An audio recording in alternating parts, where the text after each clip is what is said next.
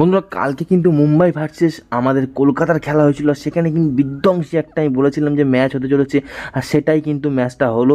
বন্ধুরা এখানে কিন্তু লাজবাব ম্যাচ হয়েছে, আর 10 ম্যাচে 7টা ম্যাচ জিতে সেখানে কিন্তু কলকাতা প্রায় প্লে অফসের কাছাকাছি চলে গেছে। বন্ধুরা আর একটা ম্যাচ জিতলে কিন্তু বন্ধুরা এখানে কিন্তু প্লে অফসে কলকাতা চলে যাবে, আর তাদেরকে কিন্তু কেউ আটকাতে পারবে না। আর আমি বলেছিলাম ওয়ানকে স্টেডিয়ামে বন্ধুরা মুম্বাইয়ের সাথে কিন্তু জেতা খুব সহজ হবে না। তো বন্ধুরা কালকে কিন্তু সেটাই আমরা দেখতে পেয়েছি।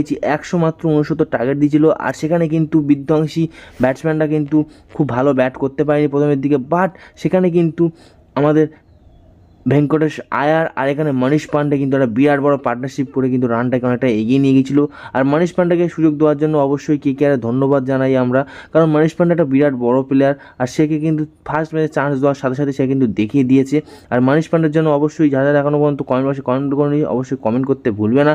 মনীষ পান্ডে কি পরের ম্যাচে খেলাবে না সেটা জানি না, বাট একটা ম্যাচে চান্স দিয়েছে আমাদের খুব ভালো লেগেছে, এটা বলতেই ভালো লাগছে যে মনীষ পান্ডেকে আরও একটু চান্স দেওয়া হোক। বন্ধুরা প্রথম দিকে ম্যাচটা কিন্তু খুব টান উত্তেজনা ছিল, যেহেতু কত টার্গেট হবে সেটা বোঝা ছিল, বাট সেখানে 169 যখন টার্গেট দেওয়া ছিল আমরা বুঝে গিয়েছিলাম বন্ধুরা ওয়ানকেতে মুম্বাই কিন্তু কলকাতাকে হারানোর জন্য কিন্তু বোলিং পিচ করেছে, আর সেখানে কিন্তু সেই চালেই কিন্তু জড়িয়ে পড়লো মুম্বাই ইন্ডিয়ান্স, নিজেদের জালে নিজেরাই জড়িয়ে পড়লো।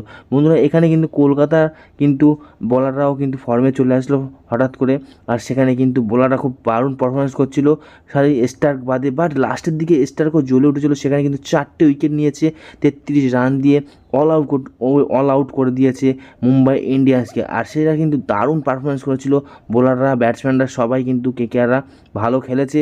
আর এই ম্যাচ বন্ধুরা এখানে কিন্তু 2 নম্বরে কিন্তু আমাদের কলকাতার আগেও ছিল এখনও আছে, আর রাজস্থান রয়্যালস কিন্তু টপে আছে, বাট এখানে 1-2 মধ্যে কিন্তু স্কোরে থাকতে হবে পয়েন্ট টেবিলে, নাহলে কিন্তু আবার ডবল খেলতে হবে। তো কেকেআরকে অবশ্যই কিন্তু 1-2 মধ্যে অবশ্যই জায়গা করে নিতে হবে, আর একটা ম্যাচ জিতলে হয়তো প্লে অফসে সেই জায়গাটা করে নিতে পারবে। আর এখানে পয়েন্ট টেবিলের দিয়ে দেখতে গেলে কিন্তু এখানে আমাদের 1-এ রয়েছে রাজস্থান রয়্যালস, 2-এ রয়েছে কলকাতা নাইট রাইডার্স, 3-এ রয়েছে চেন্নাই সুপার কিংস, 4-এ রয়েছে সানরাইজ হায়দ্রাবাদ, আর 5 নম্বরে যে টিমটা আছে ওটা লখনৌ সুপার জায়ান্টস হবে। আর যেহেতু 5 জনেরই কিন্তু প্লে অফসে যাওয়ার চান্স আছে, আর বন্ধুরা আগের দিন কিন্তু সানরাইজ হায়দ্রাবাদ জিতে গিয়ে সেখানে কিন্তু যেটা 4-এর মধ্যে কিন্তু স্থান অধিকার করে নিয়েছে সানরাইজ হায়দ্রাবাদ, আর চেন্নাই কিন্তু রান রেট হলেও কী হবে সে কিন্তু 5-এ চলে গিয়েছে। চেন্নাইকে জিততে গেলে মানে প্লে অফসে জিততে গেলে এখনও কিন্তু ভালো দুটো 3টে ম্যাচ কিন্তু জিততে হবে, আর চেন্নাই সুপার কিংস সেটা পারবে কি না অবশ্যই কমেন্ট বক্সে তোমরা জানাতে ভুলবে না। আর এদিক দিয়ে কেকেআর কিন্তু আর একটা ম্যাচ জিতলে কিন্তু প্লে অফে ডাইরেক্ট জায়গা করে নেবে 2 নম্বরে, আর সেটা কিন্তু খুব ভালো লাগছে। 1-2 যারা থাকবে তাদের কিন্তু অবশ্যই একটা ম্যাচ খেলতে হবে, খেললে কিন্তু ফাইনালে, কিন্তু 2-3 যারা থাকবে তাদের কিন্তু ডবল খেলে কিন্তু ফাইনাল উঠতে হবে, সেটা কিন্তু অবশ্যই তোমরা জানো।